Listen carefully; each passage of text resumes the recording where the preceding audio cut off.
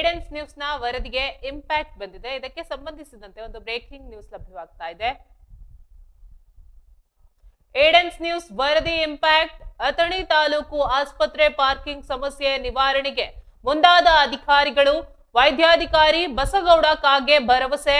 ಆಸ್ಪತ್ರೆಗೆ ಬರುವ ಸಾರ್ವಜನಿಕರ ಪಾರ್ಕಿಂಗ್ ಸಂಕಷ್ಟಕ್ಕೆ ಶೀಘ್ರವೇ ಸಿಗಲಿದೆ ಮುಕ್ತಿ. ಹೊಸ ಕಟ್ಟಡದ ಬೇಸ್ಮೆಂಟ್ ನಲ್ಲಿ ಪಾರ್ಕಿಂಗ್ ವ್ಯವಸ್ಥೆ.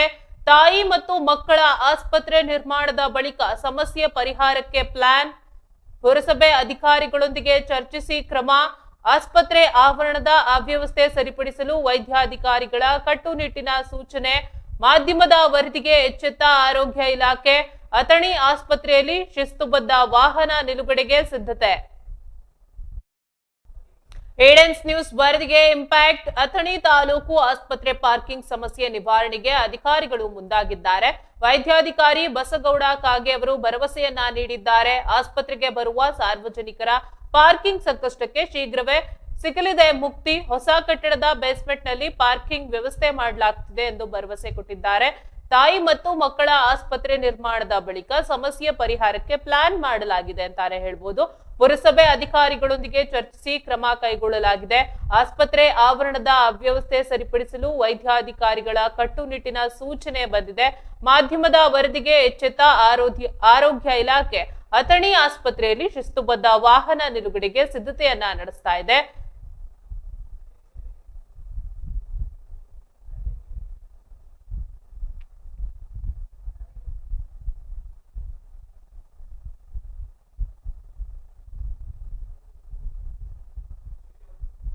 ಅಥಣಿ ತಾಲೂಕು ಆಸ್ಪತ್ರೆಯಲ್ಲಿ ಸಾರ್ವಜನಿಕರು ಎದುರಿಸುತ್ತಿದ್ದ ಪಾರ್ಕಿಂಗ್ ಸಮಸ್ಯೆಯ ಕುರಿತು ಏಡೆನ್ಸ್ ನ್ಯೂಸ್ ಬಿತ್ತರಿಸಿದ ವಿಶೇಷ ವರದಿಗೆ ಅಧಿಕಾರಿಗಳು ಎಚ್ಚೆತ್ತುಕೊಂಡಿದ್ದಾರೆ.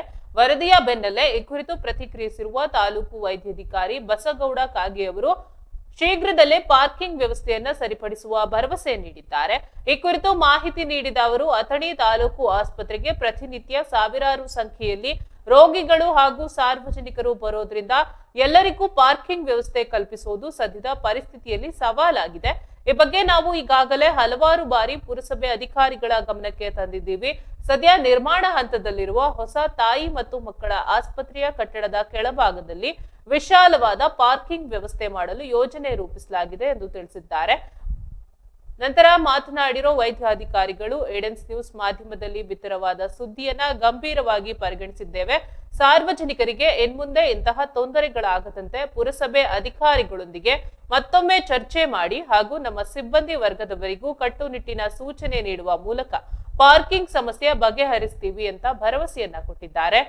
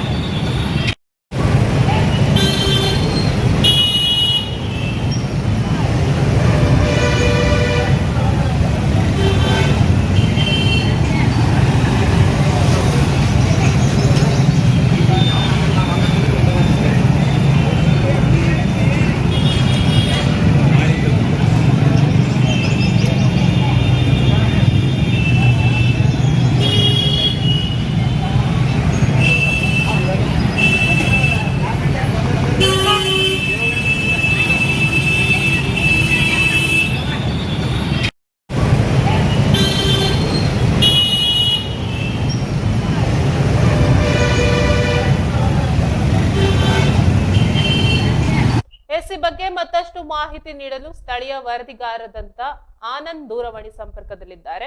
ಎಸ್ ಆನಂದ್, ಏನಿದೆ ಇದ್ರ ಬಗ್ಗೆ ಹೆಚ್ಚಿನ ಮಾಹಿತಿ? ಅಧಿಕಾರಿಗಳು ಏನ್ ಭರವಸೆ ಕೊಟ್ಟಿದ್ದಾರೆ? ಸದ್ಯದ ಪರಿಸ್ಥಿತಿ ಹೇಗಿದೆ? ಎಸ್ ಸುರೇಖ, ಇದು ಏಡೆನ್ಸ್ ನ್ಯೂಸ್ ನ ಒಂದು ಇಂಪ್ಯಾಕ್ಟ್ ಅಂತಾನೆ ಹೇಳ್ಬೋದು. ಯಾಕಂತಂದ್ರೆ ಈ ಒಂದು ನಿನ್ನೆ ಬಿತ್ತರಿಸಿದ ಸುದ್ದಿ ಹಿನ್ನೆಲೆ ಅಥಣಿ ತಾಲೂಕಿನ ವೈದ್ಯಾಧಿಕಾರಿಗಳಾದ ಬಸಗೌಡ ಕಾಗೆ ಅವರಿಗೆ ಪ್ರತಿಕ್ರಿಯಿಸಿದ್ದಾರೆ. ಆದಷ್ಟು ಬೇಗ ಈ ಒಂದು ಸಮಸ್ಯೆಯನ್ನು ನಾವು ಬಗೆಹರಿಸುತ್ತೇವೆ. ಇದ್ರ ವಿಷಯ ಸಂಬಂಧಿಸಿದಂತೆ ಪುರಸಭೆ ಅಧಿಕಾರಿಗಳಿಗೂ ಕೂಡ ನಾವು ಏನ್ ಮಾಡ್ತೀವಿ, ಈ ಒಂದು ವಿಷಯ ಬಗ್ಗೆ ಹೇಳಿ ಅವ್ರಿಗೆ ಕೂಡ ಸಹಕಾರ ಕೊಡಿ ಅಂತ ಹೇಳ್ತೀವಿ ಅನ್ನೋದನ್ನ ಮಾತಾಡಿದ್ರು. ಅದೇ ಅದ್ರ ಜೊತೆಗೆ ಆ ಸಾರ್ವಜನಿಕ ಆಸ್ಪತ್ರೆ ಮುಂಭಾಗದಲ್ಲಿರುವಂತ ಎಲ್ಲಾ ಕೆಲವೊಂದಿಷ್ಟು ಅಂಗಡಿ ಮುಂಗಟ್ಟುಗಳನ್ನು ಕೂಡ ಪುರಸಭೆ ಅಧಿಕಾರಿಗಳಿಂದ ತೆಗೆಸುವಂತ ಒಂದು ಕಾರ್ಯಗಳನ್ನು ಮಾಡ್ತೀವಿ. ಮತ್ತು ಈಗ ಹೊಸದಾಗಿ ನಿರ್ಮಿಸುತ್ತಿರುವಂತ ತಾಯಿ ಮತ್ತು ಮಕ್ಕಳ ಆಸ್ಪತ್ರೆಯ ಕೆಳಗಡೆ ಪಾರ್ಕಿಂಗ್ ವ್ಯವಸ್ಥೆಯನ್ನ ಕಲ್ಪಿಸುವಂತ ವ್ಯವಸ್ಥೆಯನ್ನು ಕೂಡ ಮಾಡ್ತೀವಿ ಅನ್ನೋದನ್ನ ಮಾತ್ರ ಹೇಳಿದ್ದಾರೆ ಸುರೇಖಾ. ಅಧಿಕಾರಿಗಳು ಇದನ್ನ ಎಷ್ಟು ದಿನದಲ್ಲಿ ಬಗೆಹರಿಸಬಹುದು ಅಂತ ಏನಾದ್ರೂ ಮಾಹಿತಿ ಈಗ ಕೊಟ್ಟಿದ್ದೀರಾ? ತಾಯಿ ಮತ್ತು ಮಕ್ಕಳ ಆಸ್ಪತ್ರೆ ಈಗ ಕಟ್ಟಡ ಪ್ರಾರಂಭ ಇದೆ ಸುರೇಖಾ. ಈಗ ಏನು ಕೆಲವೇ ತಿಂಗಳಲ್ಲಿ ಈ ಒಂದು ಕಾರ್ಯ ಯಶಸ್ವಿಗೊಳ್ಳುತ್ತದೆ ಅನ್ನೋದನ್ನ ಮಾತ್ರ ಹೇಳಿದ್ರು. ಎಸ್ ಆನಂದ್, ಧನ್ಯವಾದ ನಿಮ್ಮೆಲ್ಲ ಮಾಹಿತಿಗಾಗಿ.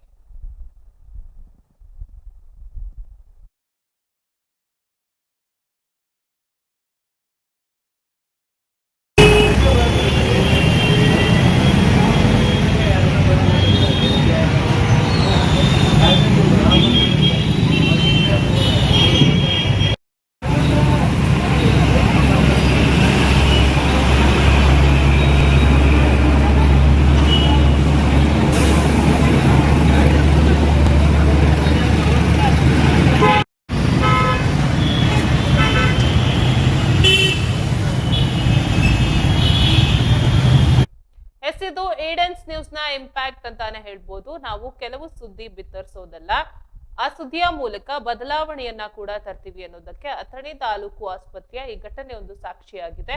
ಆಸ್ಪತ್ರೆಗೆ ಬರುವ ಬಡ ರೋಗಿಗಳು ಪಾರ್ಕಿಂಗ್ ಸಮಸ್ಯೆಯಿಂದ ಪಡ್ತಿದ್ದ ಹೈರಾಣನ್ನ ನಾವು ವರದಿ ಮಾಡಿದ್ದೆವು. ಈ ವರದಿ ಪ್ರಸಾರವಾದ ಬೆನ್ನಲ್ಲೇ ಈಗ ಅಥಣಿ ತಾಲೂಕು ವೈದ್ಯಾಧಿಕಾರಿಗಳು ಎಚ್ಚೆತ್ತುಕೊಂಡಿದ್ದಾರೆ.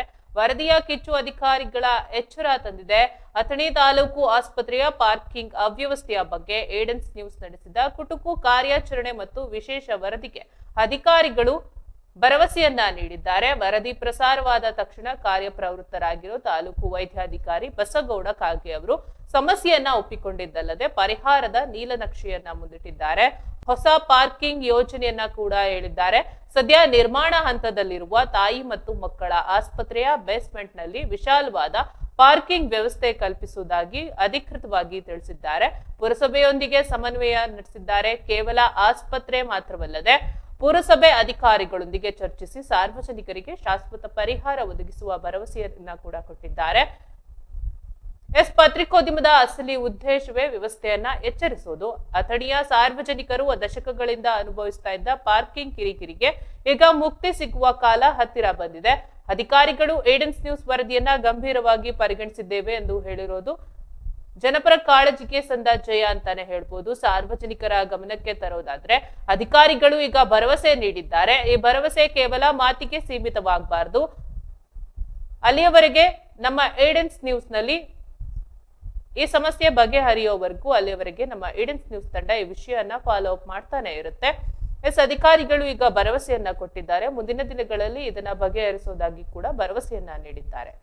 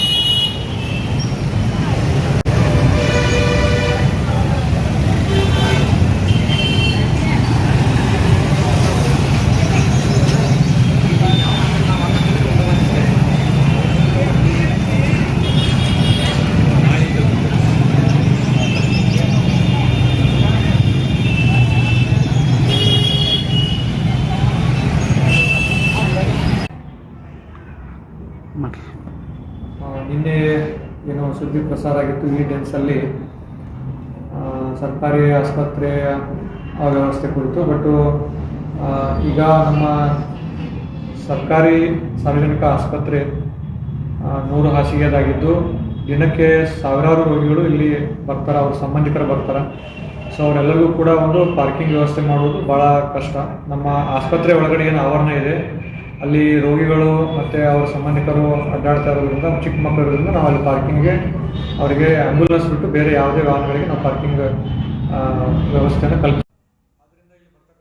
ಯಾಕಂದರೆ ಪಕ್ಕ ಈಗೇನೋ ಒಂದು 100 ಆಸ್ಪತ್ರೆ ತಾಯಿ ಮಕ್ಕಳ ಆಸ್ಪತ್ರೆಯನ್ನು ಆಗ್ತಾ ಇದೆ. ಅಲ್ಲಿ ನಮ್ಮ ಮಾನ್ಯ ಶಾಸಕರು ಸ್ಪೆಷಲಿ ಆಸ್ಪತ್ರೆಗೆ ಬರ್ತಕ್ಕಂಥ ರೋಗಿಗಳಿಗೆ ಒಂದು ಪಾರ್ಕಿಂಗ್ ವ್ಯವಸ್ಥೆ ಮಾಡಲಿಕ್ಕೆ ಕೆಳಮಾಡಿಯಲ್ಲಿ ವ್ಯವಸ್ಥೆಯನ್ನು ಮಾಡಿದ್ದಾರೆ. ಅದನ್ನು ಗಮನದಲ್ಲಿ ಇಟ್ಟುಕೊಂಡೇ ಇದು ಪಾರ್ಕಿಂಗ್ ಸಮಸ್ಯೆ ಆಗಬಾರ್ದು ಅಂತೇಳಿ.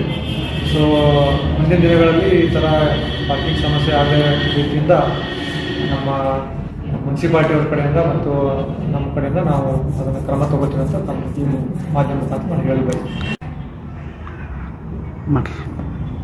ನಿನ್ನೆ ಏನೋ ಸುದ್ದಿ ಪ್ರಸಾರ ಆಗಿತ್ತು, ಈ ಡೆನ್ಸಲ್ಲಿ ಸರ್ಕಾರಿ ಆಸ್ಪತ್ರೆ ವ್ಯವಸ್ಥೆ ಕುರಿತು. ಬಟ್ ಈಗ ನಮ್ಮ ಸರ್ಕಾರಿ ಸಾರ್ವಜನಿಕ ಆಸ್ಪತ್ರೆ 100 ಹಾಸಿಗೆದಾಗಿದ್ದು ದಿನಕ್ಕೆ ಸಾವಿರಾರು ರೋಗಿಗಳು ಇಲ್ಲಿ ಬರ್ತಾರೆ, ಅವ್ರ ಸಂಬಂಧಿಕರು ಬರ್ತಾರೆ. ಸೊ ಅವರೆಲ್ಲರಿಗೂ ಕೂಡ ಒಂದು ಪಾರ್ಕಿಂಗ್ ವ್ಯವಸ್ಥೆ ಮಾಡೋದು ಭಾಳ ಕಷ್ಟ. ನಮ್ಮ ಆಸ್ಪತ್ರೆ ಒಳಗಡೆ ಏನು ಆವರಣ ಇದೆ ಅಲ್ಲಿ ರೋಗಿಗಳು ಮತ್ತು ಅವ್ರ ಸಂಬಂಧಿಕರು ಅಡ್ಡಾಡ್ತಾ ಇರೋದ್ರಿಂದ, ಚಿಕ್ಕ ಮಕ್ಕಳು ಇರೋದ್ರಿಂದ ನಾವು ಅಲ್ಲಿ ಪಾರ್ಕಿಂಗ್ಗೆ ಅವರಿಗೆ ಆ್ಯಂಬುಲೆನ್ಸ್ ಬಿಟ್ಟು ಬೇರೆ ಯಾವುದೇ ವಾಹನಗಳಿಗೆ ನಾವು ಪಾರ್ಕಿಂಗ್ ವ್ಯವಸ್ಥೆಯನ್ನು ಕಲ್ಪಿಸ್ತೀವಿ. ಯಾಕಂದರೆ ಪಕ್ಕ ಈಗೇನು ಒಂದು 100 ಆಸ್ಪತ್ರೆ, ತಾಯಿ ಮಕ್ಕಳ ಆಸ್ಪತ್ರೆಯನ್ನು ಆಗ್ತಾ ಇದೆ. ಅಲ್ಲಿ ನಮ್ಮ ಮಾನ್ಯ ಶಾಸಕರು ಸ್ಪೆಷಲಿ ಆಸ್ಪತ್ರೆಗೆ ಬರ್ತಕ್ಕಂಥ ರೋಗಿಗಳಿಗೆ ಒಂದು ಪಾರ್ಕಿಂಗ್ ವ್ಯವಸ್ಥೆ ಮಾಡಲಿಕ್ಕೆ ಕೆಳಮಾಡಿಯಲ್ಲಿ ವ್ಯವಸ್ಥೆಯನ್ನು ಮಾಡಿದ್ದಾರೆ. ಅದನ್ನು ಗಮನದಲ್ಲಿ ಇಟ್ಟುಕೊಂಡೇ ಇದು ಪಾರ್ಕಿಂಗ್ ಸಮಸ್ಯೆ ಆಗಬಾರ್ದು ಅಂತೇಳಿ. ಸೊ ಮುಂದಿನ ದಿನಗಳಲ್ಲಿ ಈ ಥರ ಪಾರ್ಕಿಂಗ್ ಸಮಸ್ಯೆ ಆಗೋ ರೀತಿಯಿಂದ ನಮ್ಮ ಮುನ್ಸಿಪಾಲ್ಟಿಯವ್ರ ಕಡೆಯಿಂದ ಮತ್ತು ನಮ್ಮ ಕಡೆಯಿಂದ ನಾವು ಅದನ್ನು ಕ್ರಮ ತಗೋತೀವಿ ಅಂತ ನಮ್ಮ ಈ ಮಾಧ್ಯಮ ಮುಖಾಂತರ ನಾನು ಹೇಳಬೇಕು. ನಿನ್ನೆ ಏನೋ ಸುದ್ದಿ ಪ್ರಸಾರ ಆಗಿತ್ತು, ಈ ಡೆನ್ಸಲ್ಲಿ ಸರ್ಕಾರಿ ಆಸ್ಪತ್ರೆ ವ್ಯವಸ್ಥೆ ಕುರಿತು. ಬಟ್ ಈಗ ನಮ್ಮ ಸರ್ಕಾರಿ ಸಾರ್ವಜನಿಕ ಆಸ್ಪತ್ರೆ 100 ಹಾಸಿಗೆದಾಗಿದ್ದು ದಿನಕ್ಕೆ ಸಾವಿರಾರು ರೋಗಿಗಳು ಇಲ್ಲಿ ಬರ್ತಾರೆ, ಅವ್ರ ಸಂಬಂಧಿಕರು ಬರ್ತಾರೆ. ಸೊ ಅವರೆಲ್ಲರಿಗೂ ಕೂಡ ಒಂದು ಪಾರ್ಕಿಂಗ್ ವ್ಯವಸ್ಥೆ ಮಾಡೋದು ಭಾಳ ಕಷ್ಟ. ನಮ್ಮ ಆಸ್ಪತ್ರೆ ಒಳಗಡೆ ಏನು ಆವರಣ ಇದೆ ಅಲ್ಲಿ ರೋಗಿಗಳು ಮತ್ತು ಅವ್ರ ಸಂಬಂಧಿಕರು ಅಡ್ಡಾಡ್ತಾ ಇರೋದ್ರಿಂದ, ಚಿಕ್ಕ ಮಕ್ಕಳು ಇರೋದ್ರಿಂದ ನಾವು ಅಲ್ಲಿ ಪಾರ್ಕಿಂಗ್ಗೆ ಅವರಿಗೆ ಆ್ಯಂಬುಲೆನ್ಸ್ ಬಿಟ್ಟು ಬೇರೆ ಯಾವುದೇ ವಾಹನಗಳಿಗೆ ನಾವು ಪಾರ್ಕಿಂಗ್ ವ್ಯವಸ್ಥೆಯನ್ನು ಕಲ್ಪಿಸ್ತೀವಿ. ಯಾಕಂದರೆ ಪಕ್ಕ ಈಗೇನು ಒಂದು 100 ಆಸ್ಪತ್ರೆ, ತಾಯಿ ಮಕ್ಕಳ ಆಸ್ಪತ್ರೆಯನ್ನು ಆಗ್ತಾ ಇದೆ.